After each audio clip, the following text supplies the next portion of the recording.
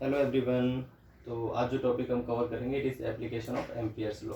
ठीक है, तो इसमें क्या है आज हम पढ़ने वाले हैं। देखिए लास्ट वीडियो लेक्चर में हमने कवर किया था एम्पियर्स लॉ क्या होता है, इसका प्रूफ कैसे होता है, और इसके दो एप्लीकेशन भी हमने कवर कर लिए थे। तो आज थर्ड एप्लीकेशन की बारी है magnetic field due to large sheet having linear current density.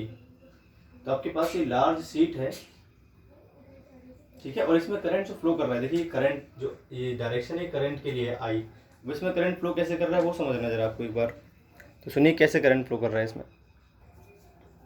मान लीजिए आपके पास एक लार्ज शीट है इस तरह से, ठीक है, ऐसे रखी हुई है व्हाइट बोर्ड के अंदर से। अब ये क्रॉस सेक्शन आपको आगे से दिख रहा है, इसमें करंट कैसे फ्लो कर रहा है, करंट ऐसे फ्लो कर रहा है, ये पेन ऐसे बाहर निकलता हुआ आ रहा है, ठीक है, इस तरह से। तो अगर हम सामने से देखें तो करंट में बाहर निकलता हुआ दिखेगा, यहाँ से बाहर निकलता हुआ, यहाँ से बाहर निकलता हुआ, यहाँ से भी बाहर निकलता हुआ, इस तरह से। इसकी जो ऊपर वाली सरफेस है ना, ये वाली सरफेस, इसके क्रॉस ऐसे फ्लो कर रहा है, ऐसे इस तरह से करंट फ्लो कर रहा है पूरा, ठीक है, ऐसे ये पेन इस तरह से पूरे एरिया में ऐसे ऐसे ऐसे ऐसे करंट फ्लो कर रहा है।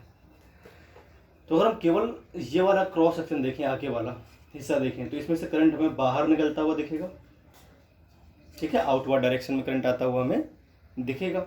देखिए ये वाला हिस्सा मैंने यहाँ पे बना रखा है इसका, है ना, ये जो ये वाला हिस्सा है ये हमने यहाँ पर बना रखा है, इसका आगे वाला हिस्सा, क्लियर है, केवल ये वाला हिस्सा। तो अब इसमें करंट क्या है, आउटवर्ड डायरेक्शन में आता हुआ हमें दिख रहा है। अच्छा ये जो सिंबल है ये किसी के लिए भी बना सकते हो आप, करंट के लिए भी और मैग्नेटिक फील्ड के लिए भी। इस सिंबल का मतलब होता है आउटवर्ड, अगर ये मैग्नेटिक फील्ड को रिप्रेजेंट कर रहा है तो आउटवर्ड मैग्नेटिक फील्ड है, और ये करंट को रिप्रेजेंट कर रहा है तो आउटवर्ड करंट है। क्लियर होगी बात। अच्छा इसमें एक और चीज मान रखी है हमने,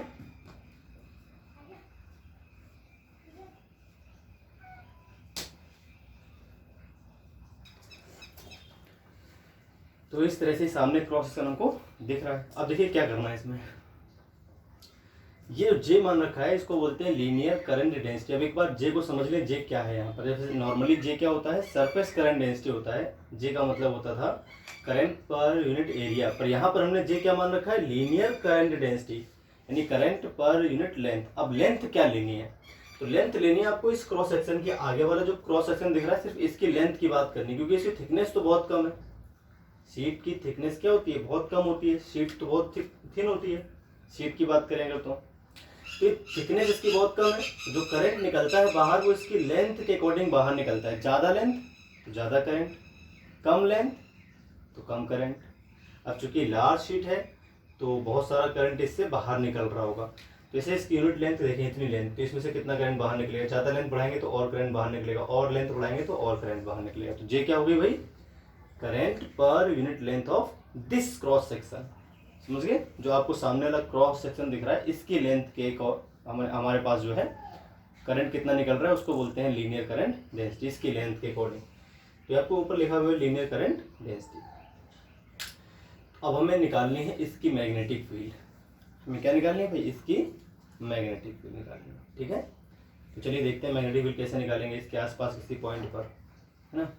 हमने क्या किया, इसके ऊपर एक पॉइंट हमने, भाई ये शीट है इसके ऊपर यहाँ पर कहीं एक पॉइंट हमने मान लिया, जिस पर हमें क्या निकालनी है, मैग्नेटिक फील्ड पता करनी है। क्लियर है भाई। तो चलिए देखते हैं कैसे पता करेंगे। तो अब देखिए इसके आसपास किसी पॉइंट पर जब आप फील्ड लोगे तो वो पॉइंट सिमेट्रिकल होगा, मतलब ऊपर या नीचे अगर हम पॉइंट देखें तो केवल डायरेक्शन का फर्क आएगा, वैल्यू ऑलमोस्ट क्या आने वाली है, सेम ही आने वाली है। तो हमने क्या किया, अब इस फिगर को ना देखते हो, केवल इसको देखें, इससे आसानी से होगा, ठीक है। तो इस फिगर की जरूरत नहीं है, तो फिगर था एक्चुअल फिगर जो चाहिए था हमें, लेकिन उसके आगे वाली क्रॉस सेक्शन से हमारा डेरिवेशन हो जाएगा। देखिए कैसे करना है। आप क्या करोगे, इसमें सबसे पहले एक पॉइंट ले लोगे, ठीक है, जैसे हमने ये ले लिया, दोबारा बनाता हूँ इसको मैं। जो क्रॉस सेक्शन था हमारे पास वो इस तरह से था, आगे वाला क्रॉस सेक्शन, ठीक है, ऐसा। इसमें से करंट क्या हो रहा है, बाहर निकलता हुआ दिख रहा है, ठीक है, और भी इनफिनाइट लेंथ का था तो इसको और आगे भी आप इंक्रीज कर सकते हो इस तरह से, ठीक है। इसमें से करंट आउटवर्ड डायरेक्शन में आ रहा है बाहर की ओर, है ना, इस तरह से करंट आउटवर्ड डायरेक्शन में बाहर की ओर आ रहा है। अब देखिए काम की बात इसमें क्या है, अब आपको लेनी है एक एम्पीरियन लूप और लगाना है एम्पियर सर्कुटल लॉ। तो एम्पीरियन लूप कैसे लेनी है वो समझना है। यहाँ पर जो हम एम्पीरियन लूप लेंगे वो आ जाएगी रेक्टेंगुलर। किस तरह से वो समझनी है। इसे मान लीजिए आपको यहाँ पर एक पॉइंट दिया हुआ है, इस जगह पर आपको मैग्नेटिक फील्ड पता करनी है। पॉइंट पी है ये, ठीक है, इससे कुछ दूरी पर है पॉइंट पी ऊपर।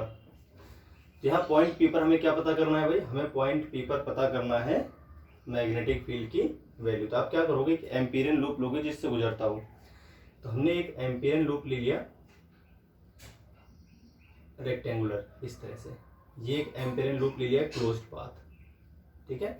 अब देखिए इसके अंदर करंट आ जाएंगे, ये कुछ करंट इसके अंदर से गुजरेगा। बाकी ये वाला जो करंट है और ये वाला करंट है वो इसके अंदर नहीं है। तो इस एम्पीरियन लूप के जो अंदर करंट आएगा उसको म्यू नॉट से मल्टीप्लाई करूंगा तो मैग्नेटिक फील्ड की लाइन इंटीग्रेशन के इक्वल आना चाहिए।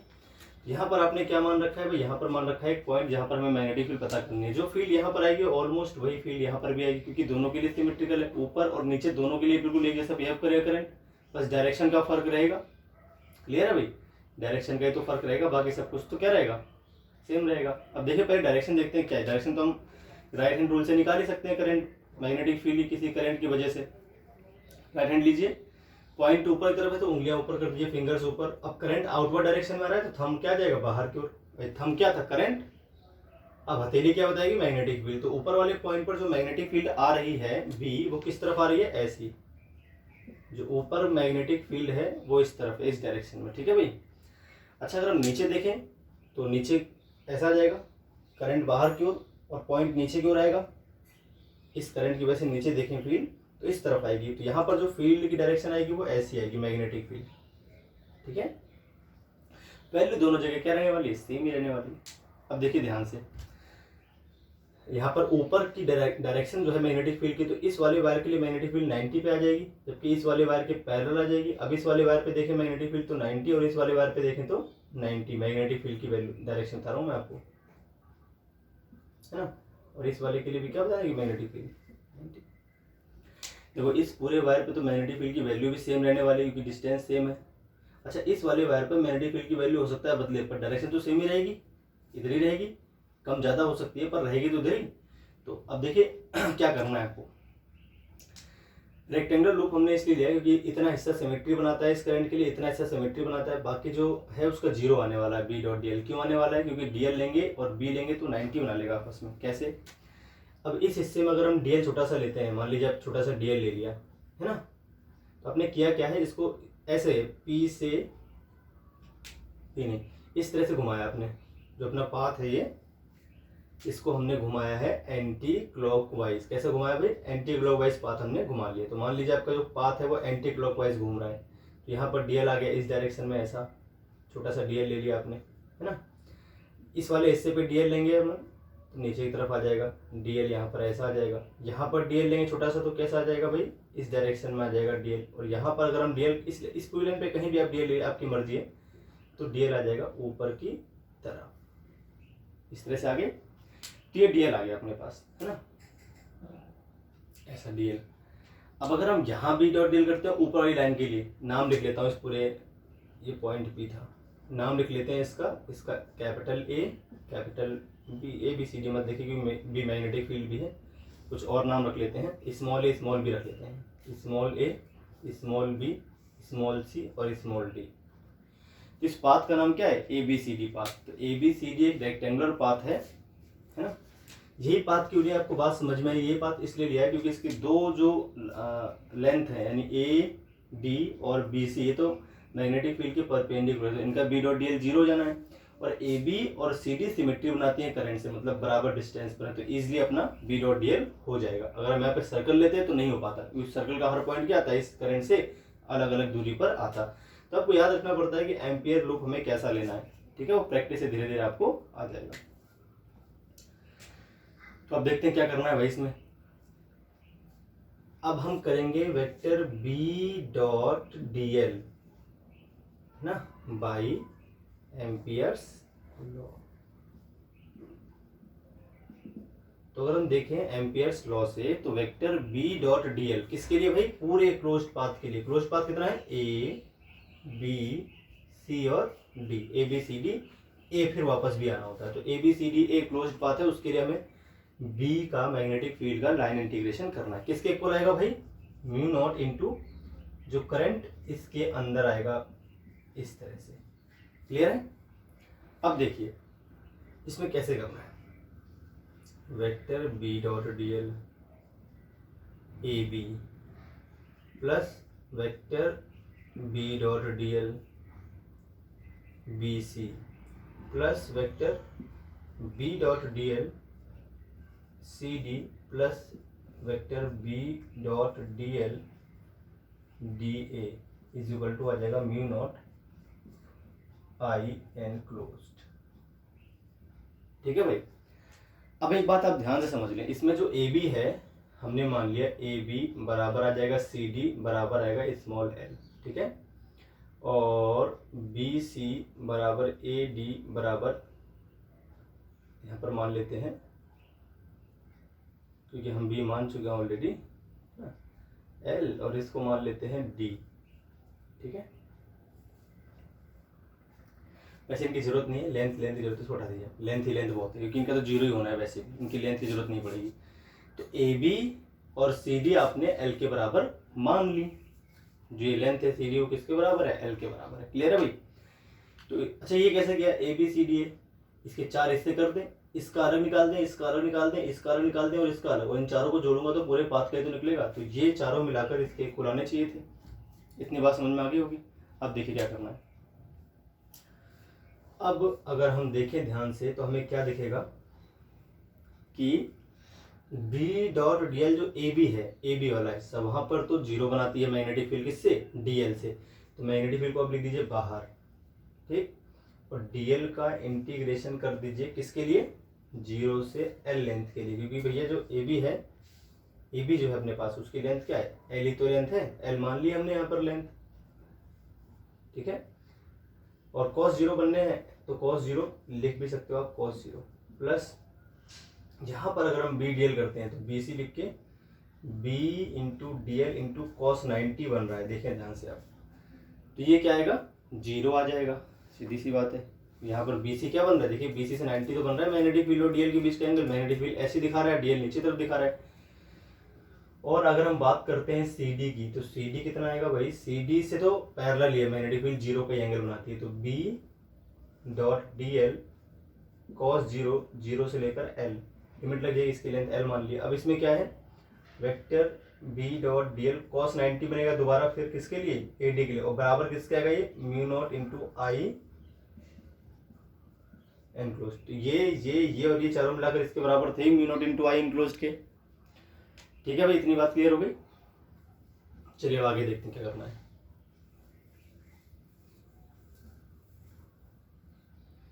इन दोनों की वैल्यू तो होगी जीरो, इसकी और इसकी वैल्यू होगी जीरो, है ना।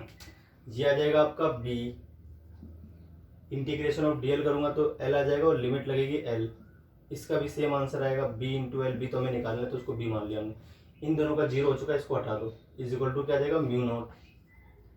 अब देखिए आई एनक्लोज क्या आएगा, जैसे कि मैंने कहा था इस वाले क्रॉस सेक्शन की पर यूनिट लेंथ के लिए, ये तो बहुत कम है, इसको हटा दें। अब इसमें सिर्फ लेंथ बटा करंट आप ऐसे मान लो, तो इसकी जितनी लेंथ बढ़ेगी उतनी ज़्यादा करंट बाहर निकलता हुआ हमें दिखेगा।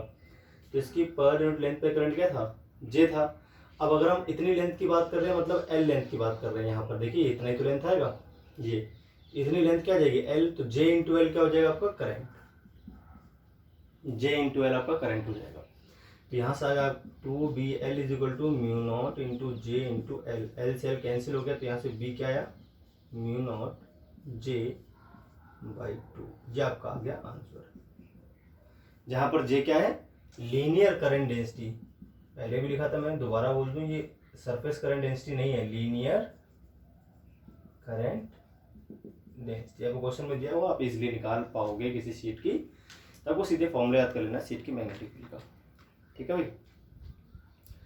चलिए तो अगला देखते हैं एप्लीकेशन।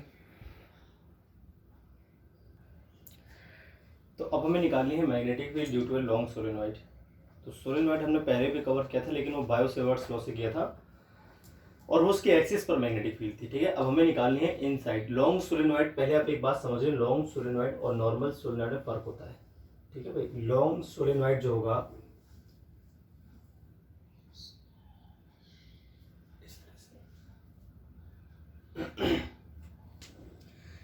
लॉन्ग सोलेनॉइड के बाहर की जो मैग्नेटिक फील्ड है वो बहुत वीक होती है, तो उसको हम ऑलमोस्ट जीरो मान लेते हैं, ठीक है। Outside field, outside magnetic field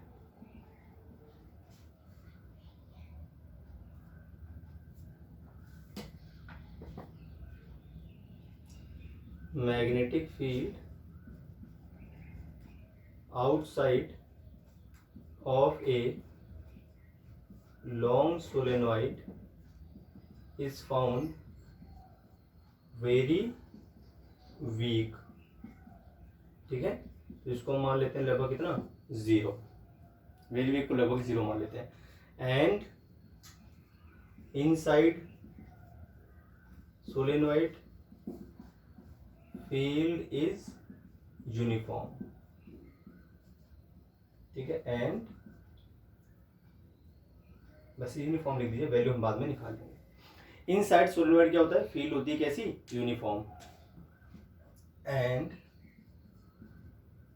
along its axis, along its axis, इसकी एक्सिस की डायरेक्शन along होती है, मतलब इसकी लेंथ के along पाई जाएगी मैग्नेटिक फील्ड, या तो इस तरफ या तो इस तरफ, वो करंट पे डिपेंड करने वाली है, ठीक है भाई।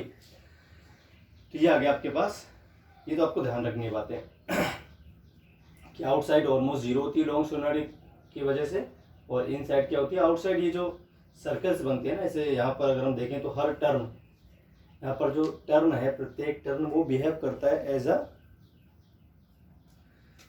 अब इसमें होता क्या है कि इस तरह से कॉपर की वायरिंग लपेटी आती है, इस तरह से ये कॉपर का इंसुलेटेड वायर होता है जिसको हम इसके ऊपर लपेट देते हैं, किस पे, अपने पास चाइना क्ले या कार्डबोर्ड का एक,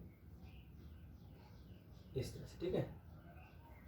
अब इसमें करंट फ्लो करता है, आई ऐसे अंदर आता है, चाइना क्ले या कार्डबोर्ड का अपने पास एक सिलेंडर होता है और उसमें से करंट फ्लो करना शुरू करता है। तो इसका जो प्रत्येक टर्न है ये बिहेव करता है as a current carrying circular coil, और वो अपनी मैग्नेटिक फील्ड प्रोड्यूस करता है। तो सभी टर्न अपनी अपनी मैग्नेटिक फील्ड प्रोड्यूस करते हैं, और वो सारी मैग्नेटिक फील्ड जो इनसाइड है वो ऐड होती है और जो आउटसाइड है वो सबट्रैक्ट होती है।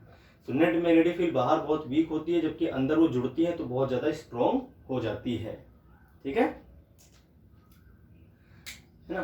तो अभी इसमें करंट कैसे आ रहा है, ऊपर से ऐसा आ रहा है, तो इस तरह से अगर हम देखें तो मैग्नेटिक फील्ड डायरेक्शन कैसी आएगी, देखिए ऐसे तो करंट जा रहा है अंदर की तरफ, यहाँ से निकल रहा है बाहर और फिर अंदर जा रहा है ऊपर की तरफ से, ये सिलेंडर है तो यहाँ से करंट ऐसा आता है, फिर इसके और इस तरह से करंट ऐसे लपेटा गया, आपने टर्न को इस तरह से लपेट दिया आपने और करंट ऐसे गया, तो करंट ऐसे गया तो मैग्नेटिक फील्ड इस तरफ आएगी। तो हम मान लेते हैं भाई मैग्नेटिक फील्ड इसके अंदर कैसी है, इस डायरेक्शन में आएगी इसकी मैग्नेटिक फील्ड। वो तो हम डायरेक्शन तो हमेशा किससे निकालते हैं, राइट हैंड रूल से निकाल लेते हैं।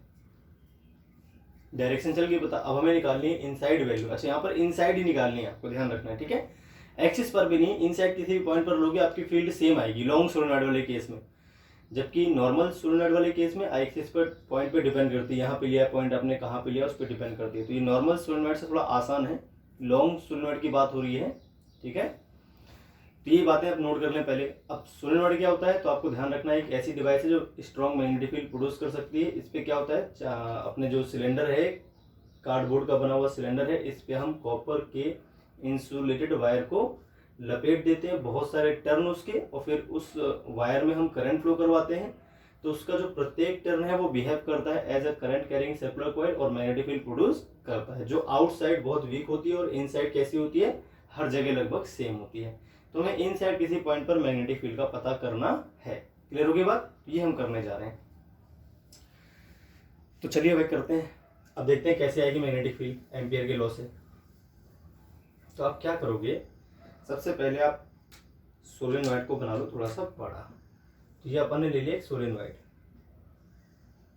ठीक है भाई, ये ले लिया हमने सोलेनॉइड, ठीक है। ये लॉन्ग है तो इधर से इसको ऐसे दिखा दें, ये लॉन्ग है, ठीक। अब इस पे हमने वायरिंग भी कर रखी है, ये वायरिंग लपेट देते हैं इस तरह से ना,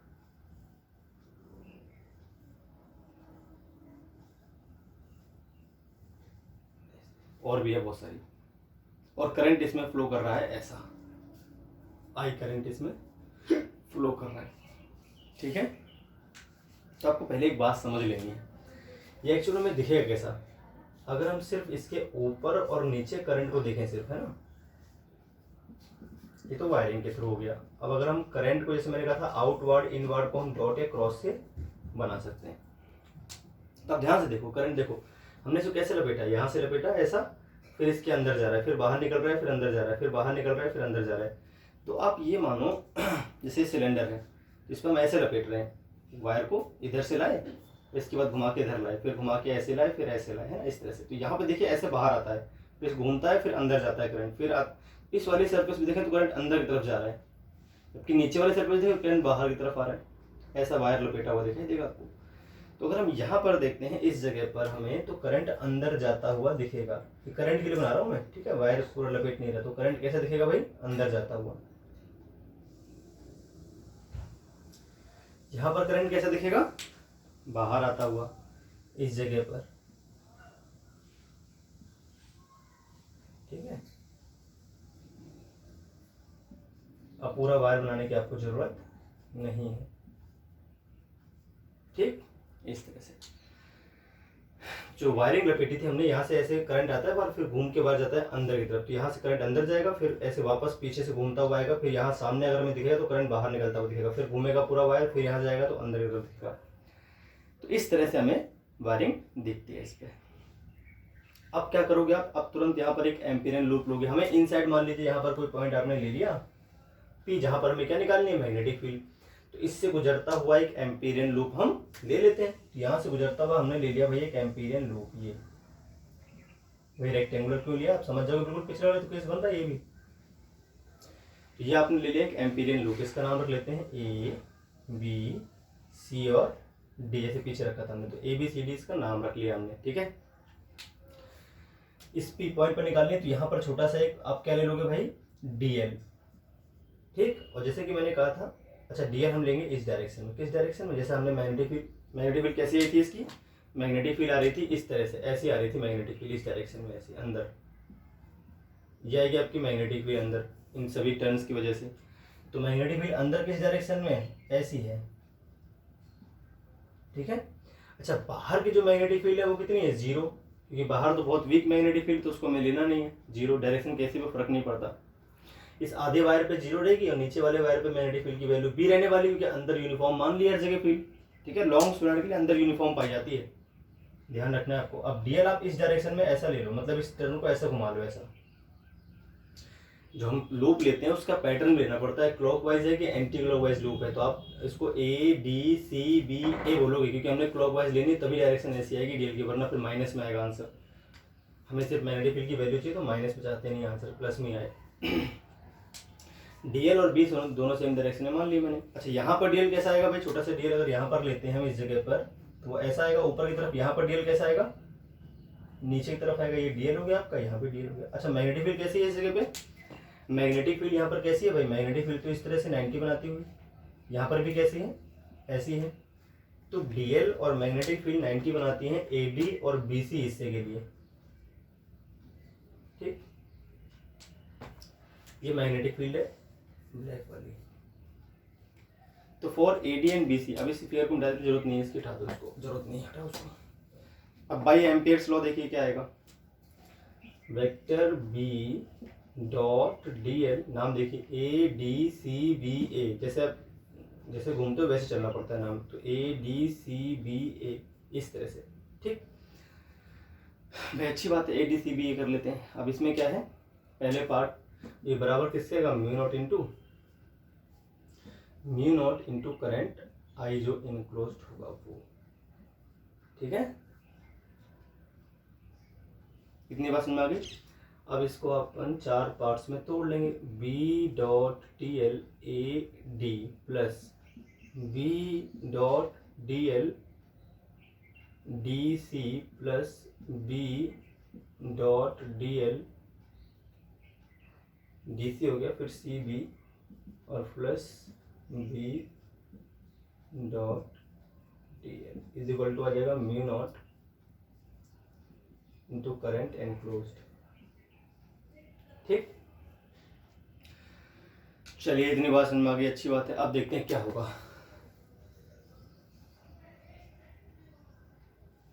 ठीक। अब आप अगर ध्यान से देखो, है ना, अगर हम ध्यान से देखें तो हमें क्या दिखेगा, एक तो ये वाला हिस्सा 90 बना रहा है AD, और एक BC वाला मैग्नेटिक फील्ड 90 बना रही है, तो BDL cos 90, ठीक है। कौन से वाले हिस्से के लिए, AD वाले हिस्से के लिए 90 बनता है B और DL के बीच का एंगल। DC वाले के लिए मैग्नेटिक फील्ड 0 है, तो 0 मल्टीप्लाई DL, एंगल वहाँ जो भी बनता कोई फर्क नहीं पड़ता। 0 वेक्टर डॉट DL कर लेते हैं ना, 0 वेक्टर डॉट DL वेक्टर, इसके लिए DC हिस्से के लिए। DC हिस्से के लिए मैग्नेटिक फील्ड की वैल्यू क्या पाई गई, 0 पाई, बाहर मैग्नेटिक फील्ड है ही नहीं, तो ये जो बाहर मैग्नेटिक फील्ड नहीं है तो वहाँ पर 0 वेक्टर लिख देंगे मैग्नेटिक फील्ड वेक्टर की जगह पर। फिर बात आती है भाई CB की। अब CB 90 बनाती है दोबारा, तो B डॉट DL cos 90, कौन सा हिस्सा था ये, CB, और प्लस अब बात कर लेते हैं BA हिस्से की। तो यहाँ पर B और DL सेम एंगल बनाते हैं, मैग्नेटिक फील्ड भी 0 है नहीं, ये आ गया आपका BA। अब आप तुरंत क्या करोगे, एक तो मान लो कि AB बराबर DC बराबर स्मॉल l है, ठीक, यहाँ पर स्मॉल l के लिए हम कर दें। अब mu naught into I enclosed, ठीक है,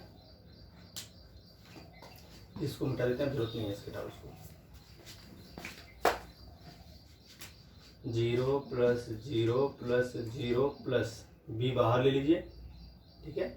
BA की लेंथ कितनी है, AB है, उसकी लेंथ L है, तो 0 से लेकर L DL is equal to क्या आएगा, mu naught into I enclosed, I enclosed आ गया, ठीक है। इतनी बात हो गई क्लियर अपनी।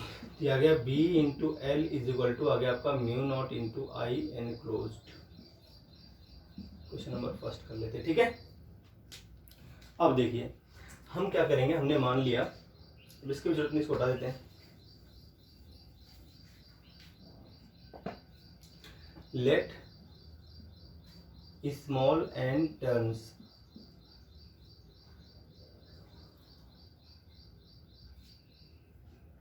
let solenoid has small n turns per unit length। उसकी यूनिट लेंथ में कितने टर्न्स हैं भाई, स्मॉल l टर्न्स हैं उसकी यूनिट लेंथ में, ठीक है, अच्छी बात है। तो स्मॉल n टर्न्स हैं अगर यूनिट लेंथ में, तो मान लिया आपके पास सोलेनॉइड था, यहाँ पर हमने जो अपना लूप लिया था वो इस तरह से लूप लिया था, तो यहाँ पर L लेंथ आई थी। अब इसकी सोलेनॉइड की यूनिट लेंथ में तो स्मॉल n टर्न्स है, तो यहाँ पर जो टर्न्स आएंगे इस तरह से, ऐसे टर्न्स आएंगे, वो कितने आ जाएंगे, इतनी लेंथ में जो टर्न्स आएंगे वो स्मॉल n इंटू L हो जाएंगे, है ना। और हर टर्न में करंट कितना है, I, तो प्रत्येक टर्न करंट I रखेगा, क्योंकि हर टर्न अपने अपनी मैग्नेटिक फील्ड प्रोड्यूस करेगा। तो यहाँ पर जो नेट करंट आएगा आपके पास I एनक्लोज जो आएगा वो आ जाएगा स्मॉल इंटू n, तो वही नंबर ऑफ टर्न्स पूरे, और हर टर्न करंट I रखता है, each turn has I current. आपको एक बात समझाता हूँ मैं, देखिए मान लिया आपके पास कोई लूप है, ठीक है। अब ये कोई वायर्स हैं जो इसे मान लीजिए इसे बाहर निकल रहे हैं, एक वायर ऐसे ये बाहर निकला, फिर दूसरा बाहर निकला, फिर तीसरा, सबका करंट आपको ऐड करना पड़ेगा, भले वो क्लोज मतलब एक ही वायर हो। मैं क्या कह रहा हूँ पहले आप समझो एक बार, समझाने के लिए ऐसा मान लीजिए ऐसा आया, ठीक है, कोई वायर इस तरह से इस तरह से इस तरह से इस तरह से कोई वायर है अपने पास, ठीक है।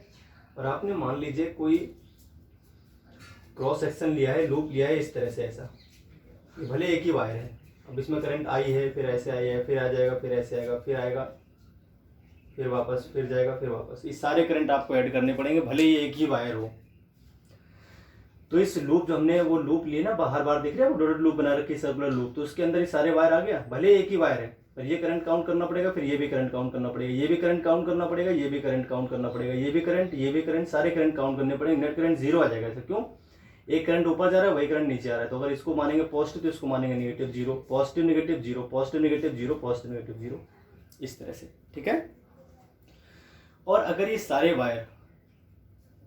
ये सारे के सारे वायर एक ही डायरेक्शन में करंट दिखाते हैं, सारे आपको ऐड करने पड़ेंगे। समझाता हूँ मैं क्या कर रहा हूँ। मान लीजिए आपके पास इस तरह से होता है ये फिगर, सेम फिगर आपका ऐसा होता है। मान लीजिए आपके पास एक लूप है, इस तरह से पूरा लूप, और इसके अंदर जो वायर्स हैं वो इस तरह से होते हैं,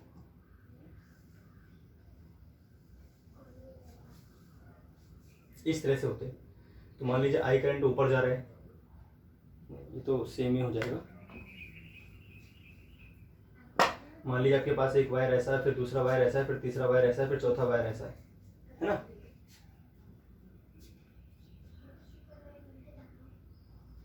इस तरह से, है ना।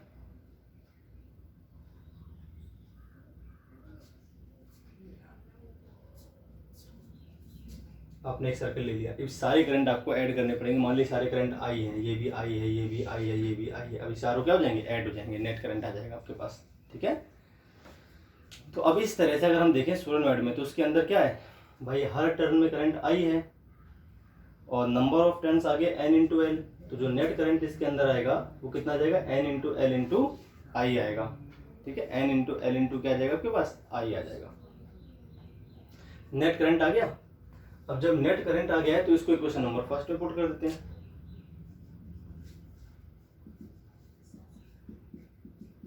पुटिंग इन फर्स्ट, तो B into L is equal to आ जाएगा mu into N into L into आई।